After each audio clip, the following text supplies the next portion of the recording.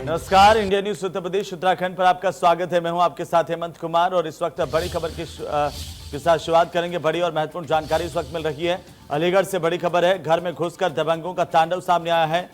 दबंगों ने लाठी डंडों से परिवार को पीटा है। मारपीट का वीडियो सीसीटीवी में कैद हुआ है। एक्सक्लूसिव जानकारी इस वक्त की। मारपीट के दौरान लाइसेंसी रिवॉल्वर भी लहराई है बदमाशों ने। क्वारसी थाना इलाके का मामला। बड़ी खबर इस वक्त की। ये तस्वीरें आप देखिए किस तरह से गुंडों ने कोहराम मचाया। इन गुंडों ने लाठी डंडों से परिवार को पीटा। गुंडई की ये तस्वीरें दिखाती हैं कि इन गुंडों में जरा भी खौफ नहीं है पुलिस का। किस तरह से एक परिवार पर हमला किया, घर में घुस करके मारपीट की है। हथियारों से लैस ये गुंडे घर में घुस आए थे। गुंडागर्दी की इंतहा की तस्वीरें देखिए। अलीगढ़ की तस्वीरें हैं। सरेआम जो बदमाश है उनके हौसले बुलंद है। लाठी डंडों के साथ एक परिवार पर हमला किया और मारपीट की है। कातिलाना हमले की तस्वीरें आप देखिए। कैसे हथियारों के बल पर ये घर में घुसे और जमकर मारपीट करने लगे। ना महिलाओं को बख्शा, ना बुजुर्गों को। आप इन तस्वीरों को देखिए किस तरह से जमकर मारपीट की गई है। ये तस्वीरें वायरल हुई है। ज्यादा जानकारी के साथ अलीगढ़ से संवाददाता महेश जादव हमारे साथ है। महेश, क्या कुछ जानकारी इस हमले को लेकर के? कौन ये लोग थे जिनमें जरा भी कानून का खौफ नहीं है? जी बिल्कुल हेमंत, देखिए ये कल का ये वीडियो वायरल हुआ है और इसमें जो कल ये मारपीट की घटना हुई है, इसको जब वीडियो वायरल हुआ है, इस वीडियो वायरल होने के बाद आज पुलिस के अधिकारियों ने इस मामले में जांच के आदेश दिए हैं और उसके बाद अभी पता किया जा रहा है कि इन लोगों में कुछ आपसी विवाद था और इस विवाद को चलते बाकायदा ये लोग आए थे। आने के बाद इन्होंने काफी गंभीर तरीके से लोगों से मारपीट की है और उसके बाद ये फायरिंग की गई है। इस मामले को लेकर के अधिकारियों ने संज्ञान लिया, इसमें जांच के आदेश कर दिए गए हैं। हेमंत, इन गुंडों की गिरफ्तारी हुई है महेश अभी तक? ये देखिए हेमंत, इस पूरे मामले को लेकर के पुलिस के आला अधिकारी हैं, जो क्षेत्राधिकारी स्तर के अधिकारी को जांच दी गई है। उसमें उन्होंने ये कहा है कि इसमें जो भी दोषी होंगे उन सभी के खिलाफ सख्त कार्रवाई की जाएगी। अब फिलहाल जो है पुलिस मामले में पूरी जांच कर रही है। कौन लोग थे, उनका उद्देश्य क्या था और इन सब चीजों को लेकर के संभवतः ये बताया जा रहा है अधिकारियों की तरफ से कि आज इसमें कार्रवाई तत्काल कर दी जाएगी। हेमंत, बिल्कुल महेश, लेकिन ये तस्वीरें बताती है कि किस तरह से बेखौफ होकर कहीं पर भी बदमाश गुंडे, इनका हौसला इतना बढ़ गया है कि हमला कर देते हैं। ये देखिए हेमंत, लगातार पिछले कुछ दिनों से जो आपराधिक घटनाएं हैं वो लगातार बढ़ रही हैं। इसको लेकर के प्रदेश सरकार पर भी उंगली उठ रही है और उसके लिए जब आला अधिकारियों के पास जब ये जानकारी अगर सोशल मीडिया के माध्यम से वायरल होने वाले वीडियो के पास पहुंचती है तो निश्चित रूप से सवाल उठता है कि पुलिसिंग की जो कार्रवाई है वो पूरी तरह प्रभावी नहीं है। इसको लेकर के बेखौफ व्यक्ति जो है इस तरह की घटना को अंजाम दे रहे हैं, तो निश्चित रूप से इस बात को अधिकारियों ने गंभीरता से लिया। उन्होंने तत्काल इसमें क्षेत्राधिकारी। बिल्कुल, चलिए महेश, तमाम जानकारी के लिए बहुत बहुत शुक्रिया।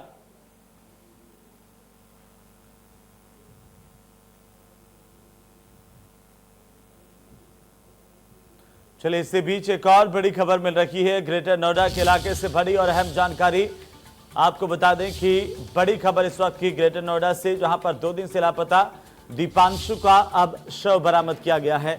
नहर पुलिया के नीचे इस मासूम बच्चे का शव मिला है।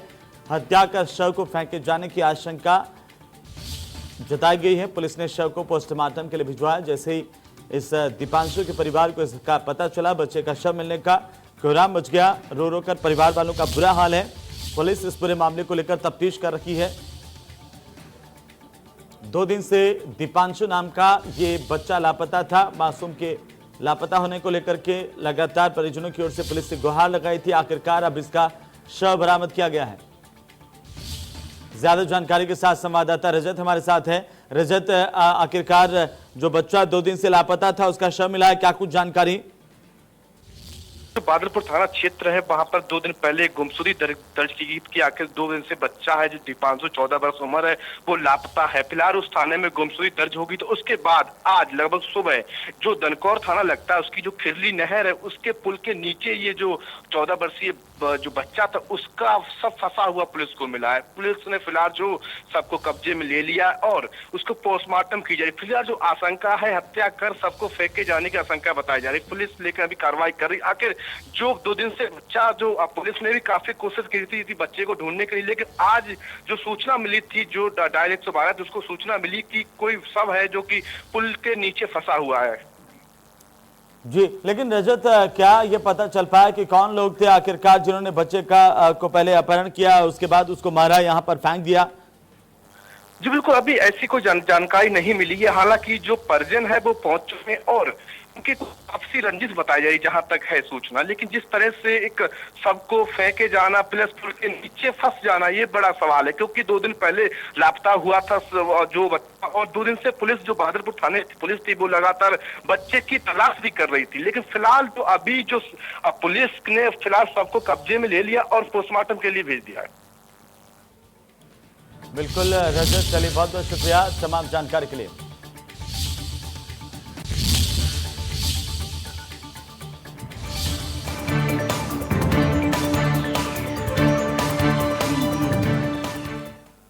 चलिए आगे बढ़ेंगे और रुक करते हैं फटाफट खबरों का।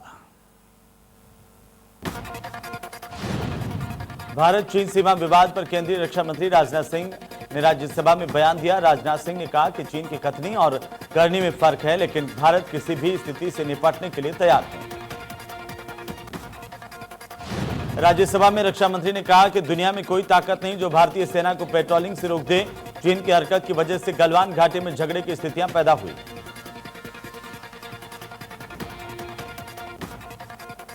आज प्रधानमंत्री नरेंद्र मोदी का जन्मदिन है। सेवा सप्ताह के तौर पर बीजेपी से मना रही है। पूरे प्रदेश में दिव्यांगों को ट्राईसाइकिल का बीजेपी की ओर से वितरण किया जा रहा है। दिव्यांगों को इस दौरान कृत्रिम अंग और किट दिए जा रहे हैं। 14 सितंबर से सेवा सप्ताह बीजेपी मना रही है। राष्ट्रपति रामनाथ कोविंद ने प्रधानमंत्री नरेंद्र मोदी को जन्मदिन की बधाई दी और कहा कि उन्होंने भारत के जीवन मूल्यों और लोकतांत्रिक परंपराओं के प्रति प्रतिबद्धता दिखाने का एक आदर्श प्रस्तुत किया है। साथ ही रक्षा मंत्री राजनाथ सिंह ने भी प्रधानमंत्री नरेंद्र मोदी को जन्मदिन की शुभकामनाएं दी है। उन्होंने कहा कि भारत को उनके नेतृत्व, दृढ़ विश्वास और निर्णायक कार्रवाई से काफी फायदा हुआ है। कांग्रेस नेता राहुल गांधी ने भी प्रधानमंत्री नरेंद्र मोदी को उनके 70वें जन्मदिन पर बधाई दी और शुभकामनाएं दी हैं।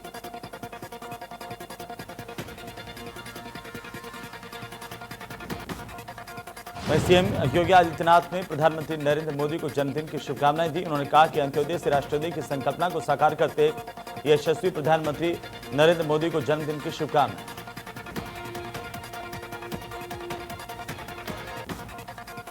उत्तराखंड से सीएम त्रिवेंद्र सिंह रावत ने प्रधानमंत्री नरेंद्र मोदी को 70वें जन्मदिन पर बधाई दी। उन्होंने कहा कि भगवान बद्रीनाथ और बाबा केदार से आपके उत्तम स्वास्थ्य और सुदीर्घ जीवन की कामना करता हूं।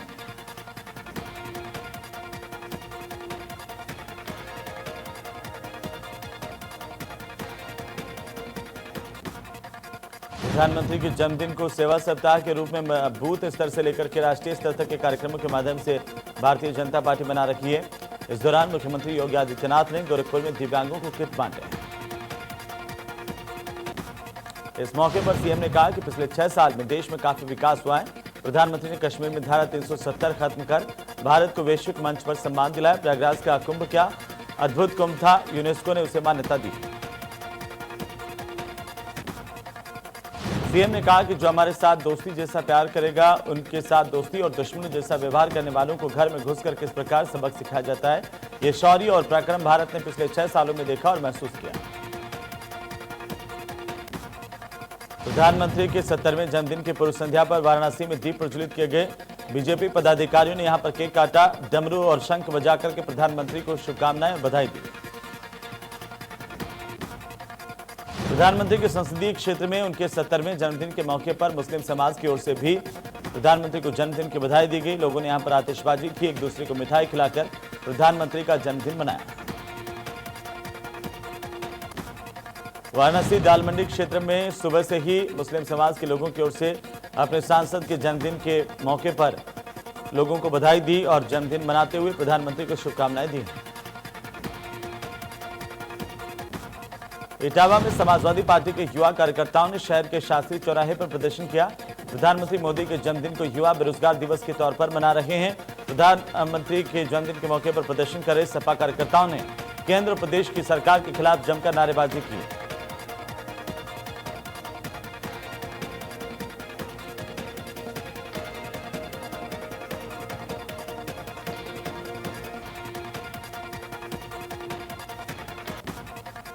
इधर कानपुर में भी बेरोजगारी को लेकर सफाइयों का प्रदर्शन। पीएम के जन्मदिन को बेरोजगारी दिवस के तौर पर समाजवादी पार्टी मना रही है। हाथों में कटोरा लेकर भीख मांग करके युवाओं ने प्रदर्शन किया और नारेबाजी की। बुलंदशहर में पीएम केयर फंड में प्रवासी मजदूरों को गंतव्य तक पहुंचाने की आड़ में जमकर सरकारी लूट को अंजाम दिया गया। बुलंदशहर से 11 मई 2020 से लेकर 18 मई 2020 तक यानी 8 दिन में 30,075 प्रवासी मजदूरों को यूपी के बॉर्डर तक या उनके गंतव्य तक 964 यूपी रोडवेज की बसों से भेजा गया था।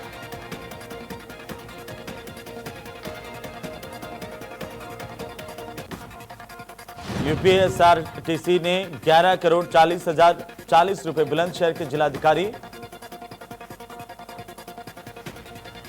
रविंद्र कुमार के खाते से कुमार की अनुशंसा पर पीएम केयर फंड से वसूला। परिवहन निगम की एक बस में 30 से 31 यात्रियों को भेजा गया और जिनको पहुंचाने के एवज में प्रत्येक रोडवेज बस में 1,14,149 रुपए लिए हैं। यूपीएसआरटीसी ने बुलंदशहर से गंतव्य तक प्रत्येक प्रवासी मजदूर को पहुंचाने का किराया 3,658 रुपए वसूला, वो भी प्रधानमंत्री केयर फंड से। ये किराया ट्रेन के एसी कोच और रोडवेज की एसी बस से भी कहीं ज्यादा है और साधारण रोडवेज बस किराए से कई गुना ज्यादा वसूला गया है। कानपुर में लव जिहाद पीड़िता के लापता होने से हड़कंप मच गया। पीड़िता के परिजनों ने उसे अगवा किए जाने का आरोप लगाया है। युवती की तलाश के लिए पुलिस ने 3 टीमों का गठन किया है। लव जिहाद गैंग के 2 सदस्यों ने पनकी में रहने वाली 2 सगी बहनों को अपने जाल में फंसाया, जिसमें से शाहरुख नाम के युवक ने युवती से शादी कर ली थी, जबकि पीड़िता की छोटी बहन लव जिहाद का शिकार होने से बच गई। कानपुर बर्रा के जे ब्लॉक चौराहे पर नशेबाजों ने बाइक सवार युवक युवती को पीटा। युवक युवती मार्केट से अपने घर की तरफ जा रहे थे। इसी दौरान चौराहे पर आमने सामने गाड़ी आ जाने से दोनों पक्षों में बवाल हो गया और नशेबाजों ने दोनों को जमकर पीटा। कानपुर के नौबस्ता थाना इलाके में 2 साल के मासूम की खेलते समय सेफ्टी टैंक में गिरने से मौत हुई। वहीं सूचना पर पहुंची पुलिस ने शव को बाहर निकाला। मासूम की मां ठेकेदार के अंडर में काम कर रही थी। नौबस्ता पुलिस ने बताया कि बच्ची के पिता अमित ने ठेकेदार के खिलाफ तहरीर दी है, जिसके बाद पुलिस ने ठेकेदार की लापरवाही को देखते हुए मामला दर्ज कर जांच शुरू कर दी है। गाजियाबाद पुलिस ने वांटेड बदमाश नसरुद्दीन को गिरफ्तार कर लिया। बीती 10 तारीख को टॉनिका सिटी के बदरपुर गांव में दबिश के लिए पुलिस गई थी, जहां पर भीड़ ने नसरुद्दीन को छुड़ा लिया। आज पुलिस ने नसरुद्दीन को गिरफ्तार किया। लखनऊ के हजरतगंज थाना इलाके में नौकरी के नाम पर ठगी का मामला। ठगी करने वाला फर्जी समीक्षा अधिकारी गिरफ्तार कर लिया गया। गृह विभाग में तैनाती की बात कहकर ठगी की वारदात को अंजाम देता था। आरोपी के पास से पुलिस ने फर्जी दस्तावेज बरामद किए हैं। इस आरोपी ने 40 से ज्यादा लोगों को शिकार बनाया। नौकरी के नाम पर 50,000 से लेकर के 5 लाख रुपए तक एडवांस वसूलता था। ग्रेटर नोएडा के दादरी थाना इलाके में हाईवे पर कार में अचानक से आग लग गई। चालक ने कार से कूदकर अपनी जान बचाई, तो वहीं गाजियाबाद से अलीगढ़ जा रहा था युवक। आग लगने से कार जलकर खाक हो गई। बस्ती के मुंडेरवा थाना इलाके में ट्रेलर और पिकअप की टक्कर होने की खबर है। हादसे में 2 लोगों की मौत हुई। इस हादसे में 14 लोग गंभीर रूप से घायल हुए। घायलों को अस्पताल में भर्ती करवाया गया। प्रयागराज के खीरी थाना इलाके में एक पीड़ित अपनी बेटी की मौत के बाद ससुराल पक्ष पर मुकदमा लिखवाने के लिए थाने पहुंचा था। पुलिस ने दहेज हत्या का मुकदमा न लिख करके आत्महत्या के लिए उकसाने का मामला दर्ज किया। पीड़ित का आरोप है कि इस पूरे प्रकरण में कार्रवाई न करने और कुछ लोगों के नाम हटाने के नाम पर थाने के सब इंस्पेक्टर ने आरोपियों से थानाध्यक्ष के नाम पर 25,000 रुपए ले लिए। पीड़िता ने आरोप लगाते हुए कहा कि सब इंस्पेक्टर ने अपने लिए 19,000 रुपए अलग से लिए, जिसका वीडियो वायरल हो रहा है। वीडियो वायरल होने के बाद एसपी ने कार्रवाई करते हुए सब इंस्पेक्टर को सस्पेंड किया है। गोंडा में मौसम ने करवट ली। बारिश की वजह से मौसम सुहाना हो गया। वहीं हल्की फुहारों के साथ बारिश हुई। बारिश की वजह से लोगों को गर्मी से भी राहत मिली। कानपुर के बर्रा थाना इलाके में सिंह ढाबे में पुलिस ने छापेमारी की। एसपी साउथ ने टीम के साथ छापेमारी की। ढाबे में खुलेआम शराब पीते हुए लोग पाए गए। पुलिस ने कई लोगों को हिरासत में लिया। कानपुर के घाटमपुर थाना इलाके में तेज रफ्तार कंटेनर ने टक्कर मार दी। हादसे में बुजुर्ग की मौत मौके पर ही हुई। हादसे के बाद अनियंत्रित होकर के कंटेनर पलट गया। ड्राइवर और क्लीनर मौके से फरार हो गए। ग्रेटर नोएडा के धनकौर कोतवाली इलाके में जमीन विवाद में मारपीट होने की खबर है। दो पक्षों में जमकर खूनी संघर्ष हुआ, वहीं 5 लोग घायल हुए हैं।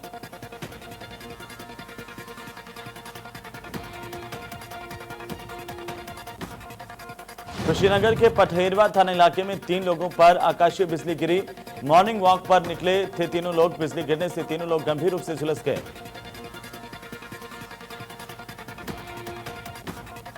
उन्नाव के बेहटा मुजवार थाना इलाके में लखनऊ आगरा एक्सप्रेसवे पर तेज रफ्तार प्राइवेट बस अनियंत्रित होकर के बीच सड़क पर पलट गई। हादसे में एक व्यक्ति की मौत हुई है। 15 से ज्यादा लोग घायल हुए हैं। दिल्ली से गोरखपुर ये बस जा रही थी। मेरठ में होटल के कमरे में पति पत्नी का शव संदिग्ध मिला है। संदिग्ध परिस्थितियों में पति पत्नी का शव पाया गया। पत्नी का शव बेड और पति का शव फांसी पर लटका मिला। कमरे में घायल हालत में बच्चे भी मिली है। पुलिस और फोरेंसिक टीम जांच कर रही है। कोरोना काल के बीच गाजीपुर में गंगा घाट पर पितृ तर्पण के लिए श्रद्धालुओं की भारी भीड़ उमड़ी। श्रद्धालु अपने पूर्वजों का तर्पण करने के लिए यहां पर पहुंचे। तो गंगा घाट पर लोगों का हुजूम देखने को मिला। कई लोग सर मुंडन करवाते हुए दिखाई दिए और इसी दौरान पितरों को तर्पण करने की प्रक्रिया भी दिखाई दी। शाहजहांपुर में कटरा थाना इलाके के सिलेंडर का पाइप फटने से आग लग गई। 6 लोग गंभीर रूप से झुलस गए। घायलों को मेडिकल कॉलेज में भर्ती करवाया गया। इस हादसे में 2 बच्चे शामिल हैं। पितृपक्ष पखवाड़े के अंतिम दिन आज शिवनगरी काशी में भी गंगा तटों पर पूर्वजों के तर्पण को लेकर के कार्यक्रमों का आयोजन किया गया। श्रद्धालु घाटों पर पहुंचे और तर्पण और पिंडदान किया। इस दौरान घाटों पर काफी भीड़ देखने को मिली। कोरोना काल के बावजूद भी यहां पर लोग पहुंचे। भीड़ की वजह से कुछ श्रद्धालुओं को घंटों इंतजार भी करना पड़ा।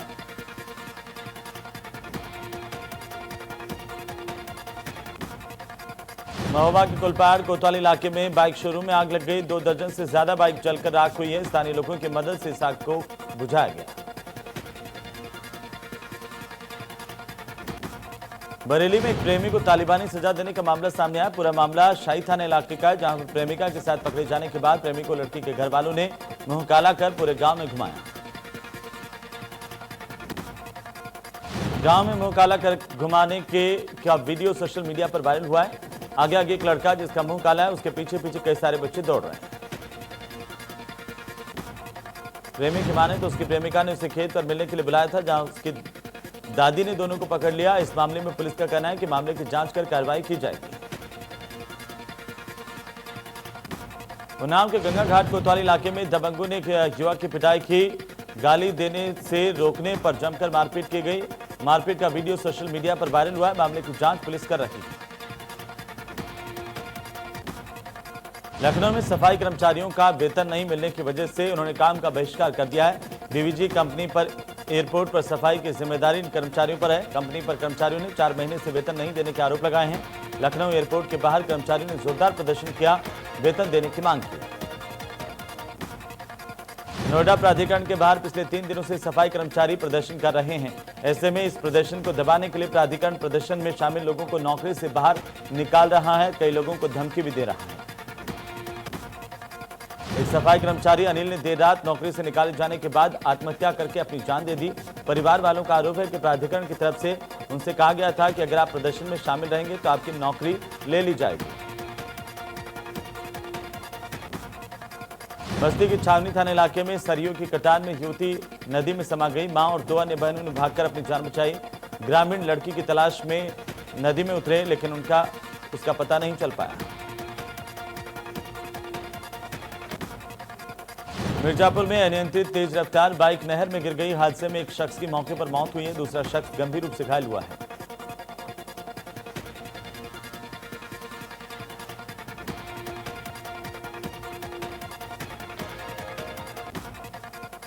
अलीगढ़ के क्वारसी थाना इलाके में घर में घुसकर दबंगों की गुंडाई सामने आई। पीड़ित परिवार के साथ इन गुंडों ने मारपीट की।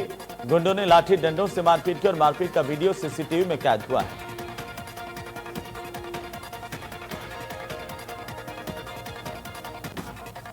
मेरठ में एक मंचले से तंग आकर तीसरी मंजिल से कूदकर एक छात्रा ने आत्महत्या कर ली। आरोपी पिछले कई दिनों से परेशान कर रहा था। कपड़े उतारकर छत पर अश्लील इशारे भी करता था और गालियां भी देता था। इस युवक पर आरोप है कि हर वक्त गाली देकर परिवार को भी परेशान करता था। कई बार छात्रा का रास्ता रोककर परेशान किया था। पुलिस ने आरोपी को गिरफ्तार कर लिया है। बाराबंकी के फतेहपुर इलाके में 14 साल की एक नाबालिग के साथ गैंगरेप का मामला सामने आया। 5 लोगों पर गैंगरेप का आरोप लगा है। पीड़िता के परिजनों का आरोप है कि पुलिस उन लोगों की मदद नहीं कर रही। आरोपियों से पुलिस मिली हुई है। पीड़िता के पिता ने चेतावनी दी है कि अगर उसकी लड़की को इंसाफ नहीं मिला तो वह विधानसभा के सामने खुद को और अपनी लड़की को आग के हवाले कर देगा। देश भर में आज प्रधानमंत्री का जन्मदिन धूमधाम से मनाया जा रहा है। हरिद्वार में इस मौके पर सुलभ इंटरनेशनल सोशल सर्विस संगठन की ओर से स्वच्छता सप्ताह की शुरुआत की गई। सुलभ संस्था ने रोडी बेलवाला गंगा घाट पर मास्क और कपड़े के थैले बांटे। पहले संस्था के कार्यालय के बाहर पौधारोपण किया गया। इसके बाद लोगों को स्वच्छता के प्रति जागरूक किया गया। ऋषिकेश के परमार्थ निकेतन आश्रम में प्रधानमंत्री मोदी का 70वां जन्मदिन धूमधाम के साथ मनाया गया। स्वामी चिदानंद ने संतों के साथ प्रधानमंत्री मोदी की दीर्घायु की कामना करते हुए हवन किया। रुद्राक्ष का पौधा लगाया।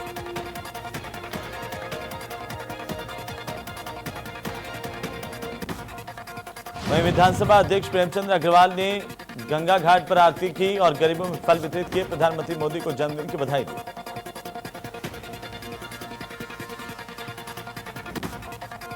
आज पितृ अमावस्या ऋषिकेश त्रिवेणी घाट पर अलग अलग जगहों से लोग यहां पर पहुंचे और पितरों का तर्पण करते हुए देखे गए। धार्मिक मान्यता है कि पितृपक्ष में सभी पितृ धरती पर अपने कुल के घरों में पहुंचते हैं, धूप ध्यान तर्पण आदि ग्रहण करते हैं।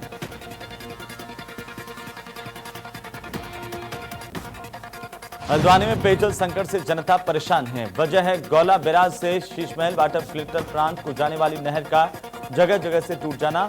बताया जा रहा है कि इस नहर में जगह जगह लीकेज आ गए थे। जल संस्थान के अधिशासी अभियंता के मुताबिक जब गौला नदी का जलस्तर 50 से 55 क्यूसेक तक पहुंचता है तब नहर लीकेज की वजह से पर्याप्त पानी फिल्टर प्लांट को नहीं मिल पाता। पेयजल सप्लाई के ठप होने से 12 सरकारी और अन्य प्राइवेट टैंकरों से शहर के अनेक इलाकों में पेयजल की आपूर्ति की जा रही है। जल संस्थान के कंट्रोल रूम का भी नंबर जारी किया गया। जंगली जानवरों की रोकथाम के लिए सरकार की ओर से कई योजनाएं चलाई जा रही है जिससे आम जनता को कोई नुकसान न हो, लेकिन दूसरी तरफ सरकार की योजना केवल कागजों तक ही सीमित है। गढ़वाल में एक व्यक्ति अपने घर के बाहर टहल रहा था। इसी दौरान घात लगाए बैठे एक भालू ने हमला किया। हमले में व्यक्ति बुरी तरह से घायल हुआ है। परिजनों ने आनंद फानंद में इसे अस्पताल पहुंचाया।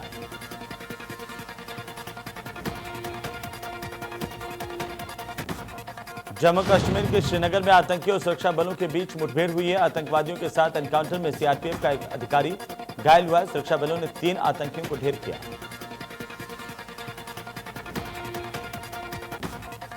देश में कोरोना का कहर जारी। पिछले 24 घंटे में कोरोना के 97,850 से ज्यादा केस मिले हैं। कोरोना मरीजों की संख्या 51 लाख के पार चली गई। कोरोना से अब तक 83,000 से ज्यादा लोगों की मौत हुई है। पिछले 24 घंटे में 1,140 से ज्यादा लोगों की मौत हुई है। उत्तर प्रदेश में कोरोना संक्रमण का आंकड़ा तेजी से बढ़ रहा है। पिछले 24 घंटे में 6,229 नए केस सामने आए हैं। अब मरीजों की संख्या 3,30,000 के पार चली गई और प्रदेश में एक्टिव मरीजों की संख्या 67,000 तक पहुंच चुकी है। कोरोना से अब तक कई लोगों की जान गई है। उत्तराखंड में कोरोना का कहर जारी है। 24 घंटे में कोरोना के 1,540 नए मामले आए। कोरोना मरीजों की संख्या 35,947 के पार चली गई। एक्टिव मरीजों की संख्या 11,000 है। कोरोना से अब तक उत्तराखंड में 447 लोगों की मौत हुई। एक्टर अक्षय कुमार की अपकमिंग फिल्म लक्ष्मी बम का टीजर रिलीज कर दिया गया। अक्षय कुमार ने लक्ष्मी बम का टीजर अपने इंस्टाग्राम और ट्विटर हैंडल से शेयर किया। अक्षय टीजर में लक्ष्मण से लक्ष्मी के रोल में नजर आ रहे हैं।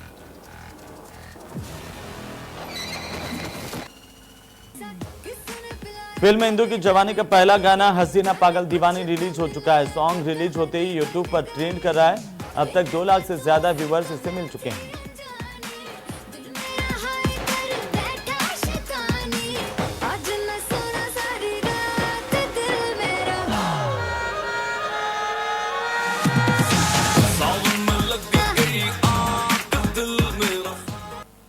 रणदीप हुड्डा ने film Radhe your most wanted के लिए डबिंग शुरू कर दी है। इंस्टाग्राम अकाउंट पर रणदीप हुड्डा ने अपनी एक फोटो शेयर की जिसमें वह माइक के साथ नजर आ रहे हैं। रणदीप सर्जरी कराने के बाद अस्पताल से वापस आ गए हैं। साउथ के सुपरस्टार कमल हासन डायरेक्टर लोकेश कनागराज की अपकमिंग फिल्म आनंद क्वारकू नंद्री में नजर आएंगे। यह फिल्म कमल हासन की 232वीं फिल्म होगी। ट्विटर पर फिल्म का ऐलान करते हुए लोकेश ने एक पोस्टर शेयर किया है।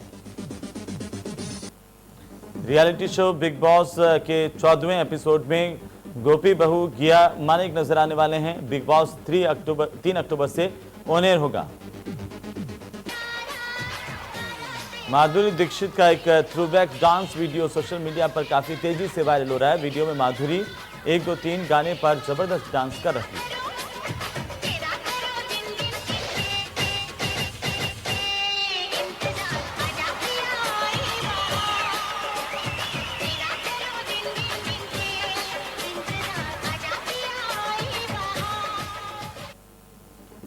Mouni Roy web series London confidential से अपना डिजिटल डेब्यू करने वाली है। यह वेब सीरीज G5 पर स्ट्रीम होगी। कोरोना वायरस की महामारी से ग्रस्त दुनिया पर बेस्ड होगी यह वेब सीरीज, जिसमें मौनी रॉय के एजेंट के तौर पर रोल कर रही हैं। टीवी एक्ट्रेस रश्मि देसाई का एक वीडियो सोशल मीडिया पर काफी वायरल हो रहा है जिसमें रश्मि जैस्मीन भसीन के साथ पिंगा गाने पर डांस करती हुई नजर आ रही है।